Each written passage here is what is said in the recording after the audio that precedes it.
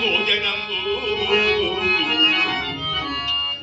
అబ్బా, నా సందేహం అది కాదు. మరి శ్రీనాథుల వారి కూతురు ఈ ఇంట్లోనే ఉంటుంది కదా?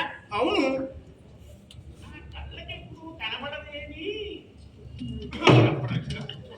ఆమె నీకెందుకు కనిపించడం ఏమిటి? ఆమె మన మల్లన్నకు కాబోయే ఇల్లాలు. అతన్ని అంటి పెట్టుకుని ఆ గొడ్లశాల ఎందు ఈ ఇంటి పనులు ఎందు అతనికి చేదోడు వాదోడుగా ఉంటుందన్నమాట. కళ్ళు నువ్వు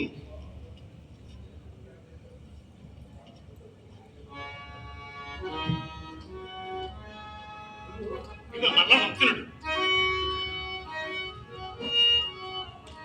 నమస్కారం. సభా కార్యక్రమానికి నాన్నగారు ఇచ్చేస్తారు.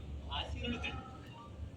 నాన్నగారి భక్తి కీర్తామృతం విని ధరించడం కన్నా మించిన వ్యాసంగం ఏముంటుందయ్యా? అందుకే వచ్చాం.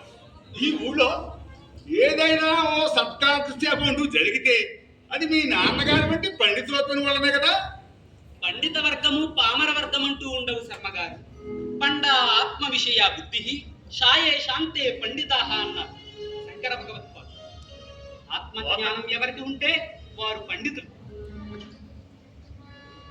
పోతన గారి శ్రీరామ కవితా ప్రవచనాలతో ఓ రకంగా ఆ శ్రీరామచంద్రుని కృపా కటాక్షాలకు మేము కూడా పాత్రలవుతామా?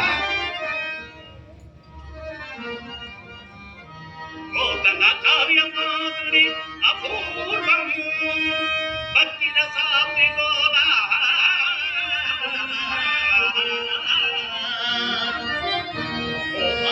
పుణ్యశేష నిపవంతున తనివే